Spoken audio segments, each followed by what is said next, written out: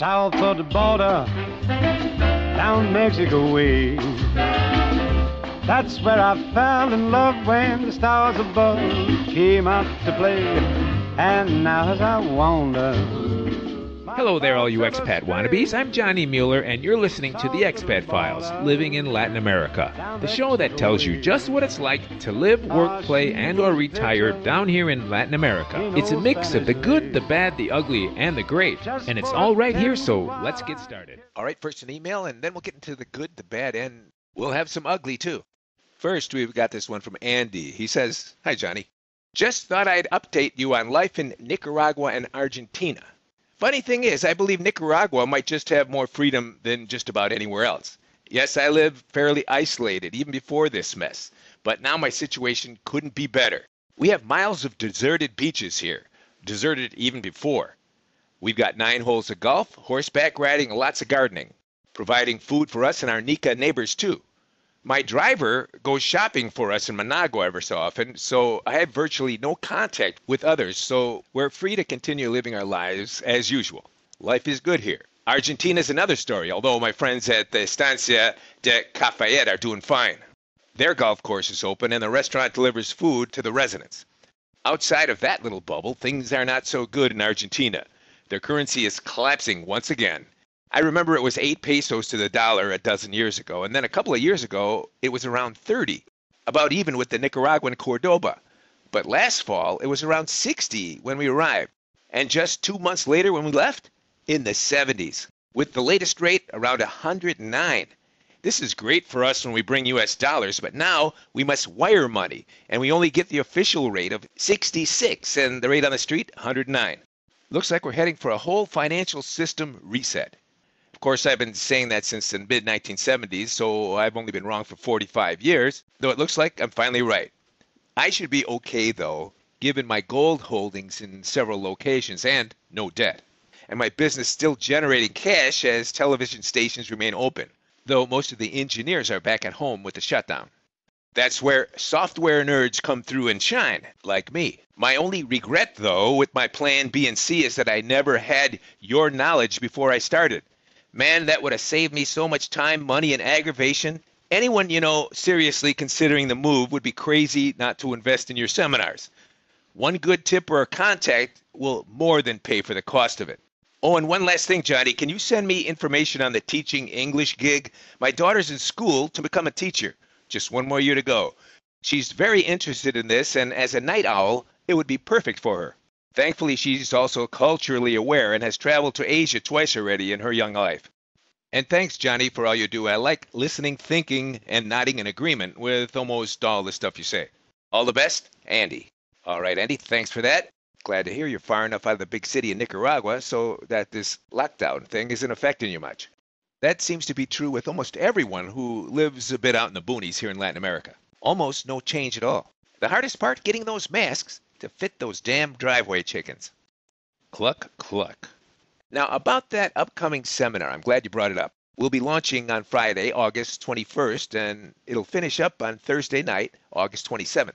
Now, as this show will go out on May 8th, that means the seminar is about 3.5 months away. That's plenty of time for things to be pretty much wide open again. The lockdowns will cease in the next, I think, 3 or 4 weeks. And already some Latin American and first world countries are planning on opening up international flights in a week or two. So I don't have any doubts that the seminar will go off as planned. And if by chance, and it's a very small chance, things don't loosen up, we all might as well kiss the future goodbye because we'll be in virtual gulags or one of those zombie apocalypse movies. Although I gotta admit, some people think they're in one right now. So anyway, I've got my seminar sign-up sheet ready to go. The early bird discounts are in effect. And of course, if you come as a couple or you hook up as a pair, sharing double occupancy, you save $1,500 off the price of 2 individual singles. You'll see all that when you click on the link and go to the sign-up sheet. To do that, just go to expatplanb.com and click on the seminar link. Once again, you've got 2 ways to pay, all at once or in 3 equally spaced monthly payments. Again, we'll have boots on the ground in 2 different countries. Guatemala at 6,000 feet, the Altiplano, where it's spring-like weather all year round. And we'll be hitting the Pacific beaches of El Salvador. Now, for those of you guys and gals who want to kill 2 birds with 1 stone, that is, get your residency in Guatemala started at the same time you come down to the seminar, You got plenty of time to get the necessary paperwork in order. It usually takes less than a month to gather all that stuff up from your home state, though some people I know have been able to do it in a week. But I wouldn't push it because one of the things you'll need to get is an FBI report, and that means some back and forth snail mail stuff. Anyway, if you're planning on coming down to the seminar and starting your residency at the same time too, you have to plan an extra week either before or after the seminar. And don't worry, if you spend that extra week, you won't be stuck in your hotel, because Rita, our seminar logistics lady, will set you up with a real nice itinerary. She'll keep you busy, hold your hand. Who knows, it might be in your plan to visit our recommended dentist, dermatologist, plastic surgeon, etc., etc. Whatever you've got on your bucket list, Rita can help you set it up. Or perhaps you might want to check out the real estate rental market. Check out some of the recommended neighborhoods. Maybe get a bank account. Yep, Rita will help you out with that too. Anyway, you can check out the seminar details and more at expatplanb.com. All right, let's talk about something I just don't get. How could this be? I'm looking at an article that just came out today talking about remittances that Latin Americans living in the States and Canada are sending back to their home countries, mostly in Mexico and Central America. Seems like every middle and lower middle class family here in Latin America is getting monthly remittances from someone up in the States or Canada. Doesn't matter if they're up north legally or not. They work and send a chunk of it back home every month. However, since everything up in the States is on lockdown, that means working Latinos are on lockdown too, right? Well, wouldn't you think so anyway? But this article says just the opposite. It says remittances to Mexico and Central America reached an all-time high in March, completely surprising analysts who were expecting a huge decline, as workers in the U.S. have taken a big hit. They've been sitting at home under lockdown for the past 6 to 8 weeks. And don't think that extra money for remittances is coming from money socked away in Latino savings accounts. They have even less savings than their pitiful American counterparts. It doesn't make sense. It says the money sent to Mexico and Central America by immigrants jumped 36% last month to a record $4.02 billion. That, according to figures from the Mexican Central Bank. That number shocked analysts who were expecting remittances to fall to something like $2.75 billion. Could that mean Latino immigrants, legal or not, also received their $1,200 stimulus checks and have sent a chunk of that to the folks back home? Well, that's what some government officials are speculating. That brings up big question marks with the program. It doesn't jive with World Bank figures either. They were predicting that remittances would drop at least 20% month over month. Well, it shows you how brilliant government analysts are, huh? I say fire them all and get rid of all so-called non-essential services. That'd be about 90% of government. Oh, and did you know the average monthly remittance amount per family is around $320, of which Western Union is the biggest handler. They skim around 10%. By the way, that's by far Western Union's biggest business, remittances. So anyway, $320 is the average remittance rate, jumping 36% to an all-time high in March. The question is, where'd all that dough come from when everyone's on lockdown? People in the know are saying it's suspiciously related to those $1,200 checks. Oh, and by the way, last night on the phone, I had a little discussion with Expat Eddie about this. Now, he says, since Trump has been saying all along the Mexicans should pay for the wall, while the president thief of Mexico, Lopez Obrador, says, up yours. Well, Eddie says, how about dishing up a big plate of irony? Some backdoor karma. Why not have the U.S. feds tax every single remisa going through Western Union at, let's say, 10%? The same skim rate Western Union uses when they send the dough. Then, of course, use that money to pay for the wall. Expat Eddie, man. Yeah, I think he needs a cabinet position. What do you think? He is our white trash resident genius, you know. All right, one more email before we get into some dirt. It's from Scott. He says, Johnny, just some quick questions from some friends who I'm trying to convince to make the move south of the border, specifically to Guatemala. Number one, are cartels an issue now or will they be in the future? Okay, Scott, here's my take. I have lived in and around Central America, at least 10 years in Guatemala, and I never once saw any cartel activity. I'm not saying it doesn't exist. Of course it does, but only way up in the boonies, the borders near Mexico, where they transport this stuff northward. Now, as far as living the life you want to live, whether it's Guatemala or any place else in Latin America, just as in real estate, it's location, location, location. And since gringos and expats have scads more money than the average Latino, I mean, even on a social security check of, let's say, $1,500 a month, Remember, the average Latino, I don't care which country you're in, only brings down around $300 a month. So you're already moneybags compared to those guys, and you're not going to live in neighborhoods they live in. You just wouldn't want to live that way. And I'm in no way insinuating their neighborhoods are loaded with cartels and gangs either. But just like in any city, even where you live, you can pay $1,500 a month for your apartment, or you can pay $300. But if you pay $300, you know you better not go out at night, and you should have a loaded gun in the house. Of course, I'm talking about $1,500 a month rent up in the States. Down here, $1,500 a month will get you into a gated, guarded luxury subdivision. Neighborhoods where CEOs of companies live. Your next door neighbor might be the Swiss ambassador. I'm not kidding you. And cartels? The fact is, as long as drugs are illegal, cartels will always exist. When you see them depicted in Hollywood movies or on the 6 o'clock news, those neighborhoods are not where gringos and expats live. Same thing when a volcano blows. People always get the wrong impression. That'll always hit the 6 o'clock news, and as soon as my relatives hear about it, I get the frantic phone calls. Even though there's not a single gringo or expat I've ever known who'd be stupid enough to live within 5 miles of an active one. But if you wanted it to be right in your backyard, hell, you'd probably pay less than $100 a month. Or maybe free. Location, location, location. All right, question number 2 from Scott. He says, Johnny, how is it down there for kids whose ages range from 4 to 12? What's it like for them making the move? Didn't Mr. B bring his family down? You know, Scott, I'm glad you mentioned Mr. B because he's exactly the guy you'd want to talk to if you're thinking about bringing youngsters down. My advice, if you're considering that, you can talk to him directly. I'll hook you up. He's the expert. I've got no kids myself. Don't get me wrong, I like them all right, but with no salt, just ketchup. Pregnant pause there.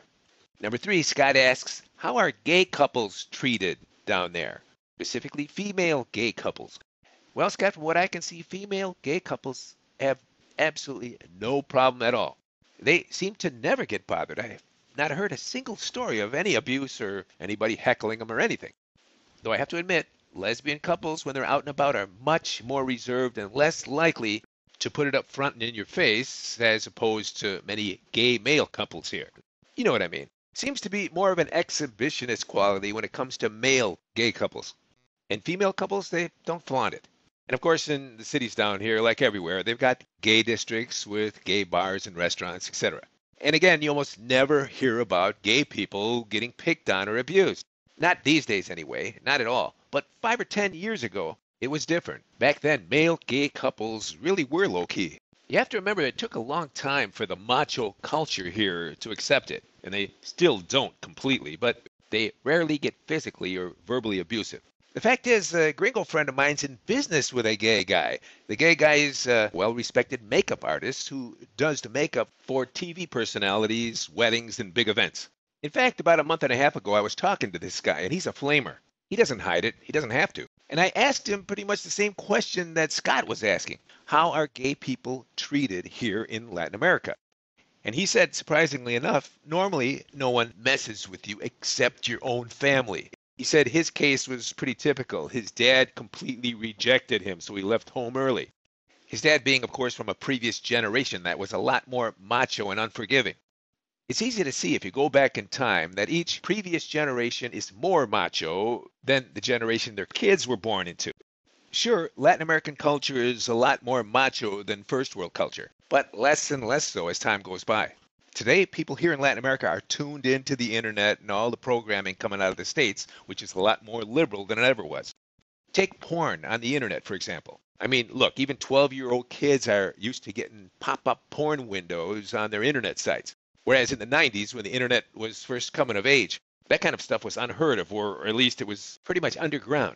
I mean, look, if back in the 90s you were on your computer and people were standing around and a porno pop-up window came up, you might squirm and be a little embarrassed about it yourself. Let's face it, you wouldn't want to be labeled as a pervert.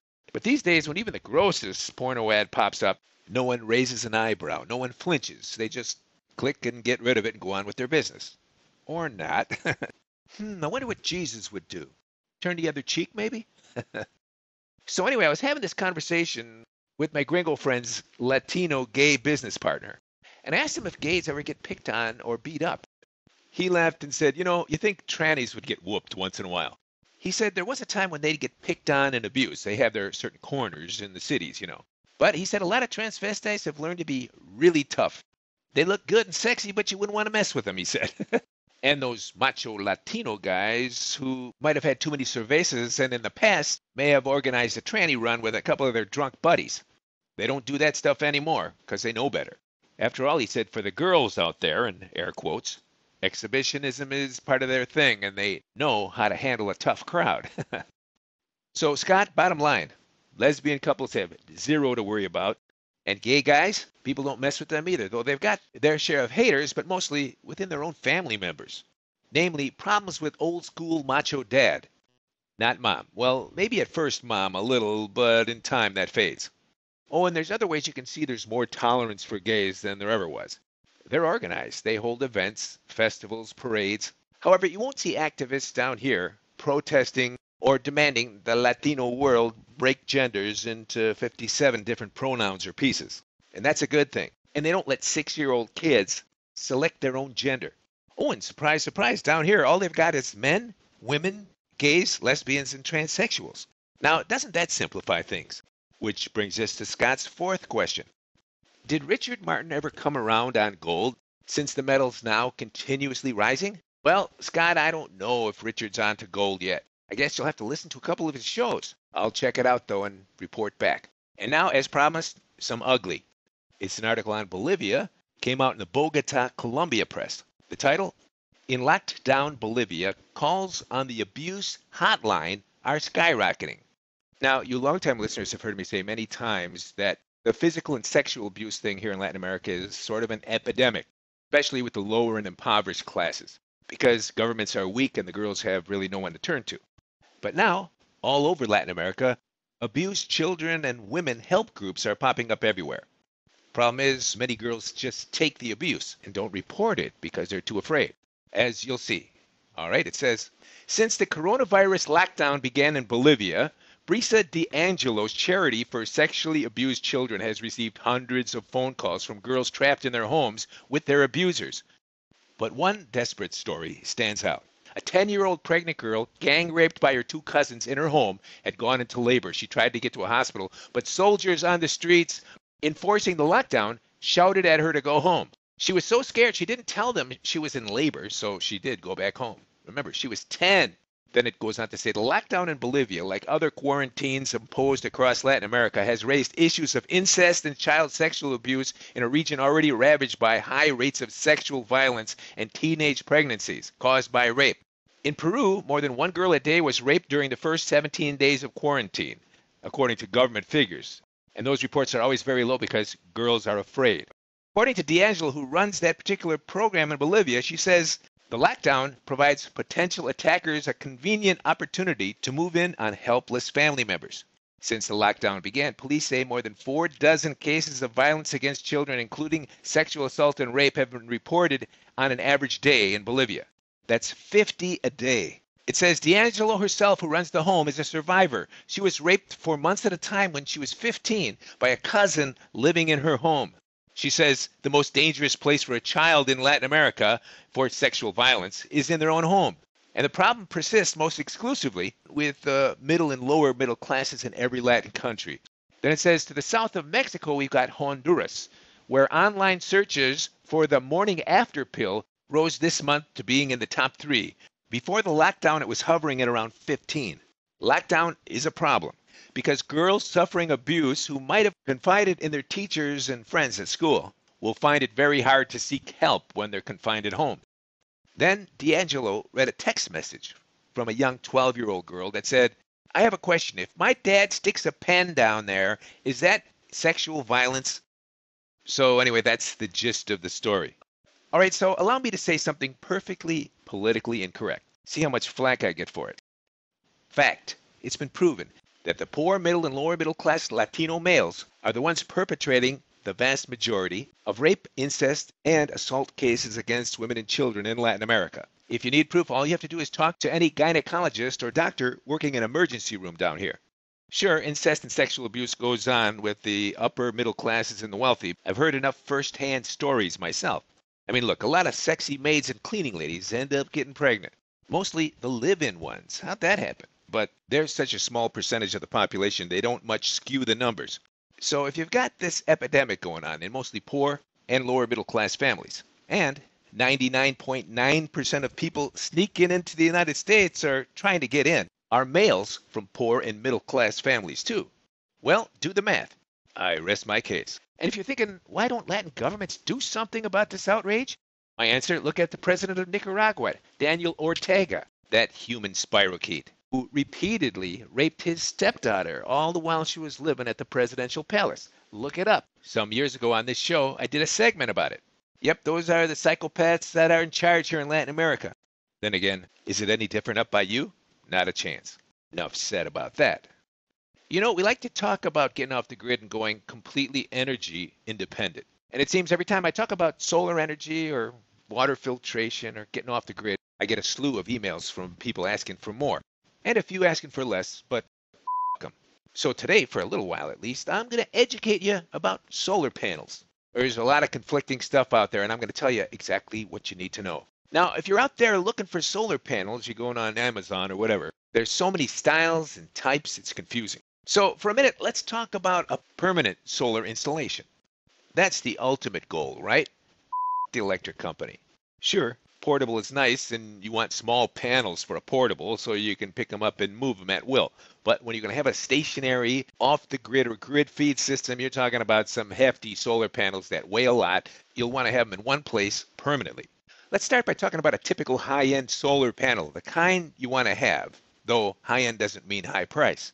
And today, as of April 2020, you should be going for a 300 to 400 watt panel. That would be the rating on each panel. Why? Because when you're down here in Latin America, you can go on OLX.com or any of the Craigslist type sites, and you'll find all kinds of people selling those things. And they're unbelievably cheap. Now, if you ordered just one of these panels, let's say up in the States from Amazon or a solar power company, you're likely to pay $200 to $300 for such a panel. But down here in Latin America, since there are so many gigantic solar installations, these companies order them by the container, and they've always got extras after the job's done. And where do they end up? On OLX.com. So look, if you go on OLX.com right now, and I just did, I found at least 4 companies that'll sell you these things for around $100 a piece. A fantastic buy. Now, my recommendation, if you're going to set up a system down here that'll run your whole house and you'll be off the grid, you're going to probably need about 5,000 watts worth of panels. By the way, if you're going to have air conditioning and an electric car, you'll need another 5,000 watts worth of panels, but I'll get to that in a future show, I promise. Let's say we're in the Altiplano, we don't need air conditioning, and we don't have an electric car yet. So that means if you locate some 360 watt panels on OLX, which is a pretty standard high output panel, to get 5,000 watts, you'll need 14 panels. That would be 5,000 watts divided by 360. It gives you 14 panels. Now, 14 is kind of an odd number when you're setting up a system because it's always best that you can evenly divide your total number of panels by 3. I won't go into why too much right here, except to say for any permanent solar system, you want to have 12, 18, or 24 panels. Notice you can divide all those numbers by 3. Note that in the latest, greatest modern systems, solar panels are always grouped and connected in 3s. Anyway, one of these large 300 to 400 watt solar panels is around 5 foot long and 3 foot wide. And like I said, for a system to run your whole house, you'll need around 5,000 watts. You'll need 14 panels, but you can't divide that by 3. So you round up. You always round up. So you round up to 15 panels or 18 panels because both of those numbers are divisible by 3. Because remember, panels are grouped in 3s. So if you have 18 panels at $100 a piece, that's $1,800. And of course, you'll need the mounting hardware. And if you're mounting it on a flat roof or an angled roof, to have good, high-quality, long-lasting racking, as they call it, it'll probably cost you around another $1,000. But remember, that stuff's got to hold your panels down in high winds, rain, and sun, and it's got to last 25 years. We'll use that 25-year figure because most good solar panels are rated for 25 years. In other words, after 25 years, they're guaranteed to put out at least 80% of their maximum wattage. So then what about the quality of solar panels out there? There are so many brands. You know, all solar panels look great out of the box. How do you know the solar panel company you buy from is going to be there in 25 years or 10 or even 5? Well, it's a good thing there are many standard brands that have been in the market, well, since the beginning. And as far as being here in Latin America and buying panels from a place like OLX.com, most of the time they're very high quality panels because these big solar companies are doing huge projects and buying the stuff in bulk. And they'll have a maintenance contract when they do a big job, so they're responsible for those things over a long period of time. That means they'll buy good quality. So then what are some of the quality names? Well, you got LG, Hyundai, SunPower, Canadian Solar. Well, a lot of them. By the way, I have a graph that rates about 25 well-known and not so well-known solar panel companies. So if you just shoot me an email, theexpertfiles@gmail.com, I'll send it off to you. You'll see on the right side of the diagram, you got the real top-end solar panels, and on the left side, more or less the entry-level or unproven panels because they haven't been around very long. Now, of course, as for the panels on the left side, it doesn't mean that they're bad or they don't put out or they won't last. It's just that they've only been around a couple of years, so no one knows what they're going to be like in 25 years. And of course, the top-end panels like LG are going to be more expensive than the ones that recently got into the market. But here's the thing. If you get a fantastic deal on Craigslist, if you're buying, let's say, 18 panels, even if you get sort of a no-name brand, if in, let's say, 10 years' time they start degrading quite a bit, just imagine what the technology will be like in 10 years. So it's nothing to worry about. That's another reason I mentioned when it comes to watts, you should round up. Get a little more than the recommended wattage power of 5,000 watts. Of course, that's their maximum output. They won't be producing that all the while the sun is out. But on average, down here in Latin America anyway, you're able to estimate the full day power output by multiplying by 6. So if you got 5,000 watts worth of panels and you multiply that by 6, that means your panels will put out 30,000 watts a day, 30 kilowatts. It's a hell of a lot of power. Now, if you've got a Tesla Powerwall or any one of the many equivalents, a lot of companies are making them for a hell of a lot cheaper too, and I've got the dope on that. Now, let's say you have a Powerwall unit and it's got a battery capacity of 12 kilowatts. The system we're talking about that puts out 30 kilowatts will completely charge up that 12 kilowatts every day. And you'll have around 18 kilowatts of power left over every day to power all your stuff in your home. And that 12 kilowatts you got stored in the Powerwall will run your house at night. Believe me, that's plenty of power. Actually, with a 12 kilowatt Powerwall, you'll only be able to really get around 10 kilowatts out of it because it should never be discharged lower than 20% of its full rating. Of course, you'll never have to worry about that because the unit won't ever let that happen. By the way, unless you're Mr. Moneybags, I wouldn't get a real Powerwall. I'd get one of the Powerwall equivalents. A lot of Chinese companies making them for a third of the cost of a real Tesla Powerwall. In fact, I'm looking at putting together a system myself. I'll be talking about that on the next show and upcoming shows. So stay tuned for that. You've been listening to The Expat Files, Living in Latin America. If you need some help with your own Plan B, we can schedule a one-on-one phone or Skype consult. Just send me an email, theexpatfiles@gmail.com. And if you want to get on the waiting list for my next week-long Expat Insider Seminar in Central America, where you're guaranteed to get a 2 to 5 year head start on your Plan B, send me an email, theexpatfiles@gmail.com. Nos vemos.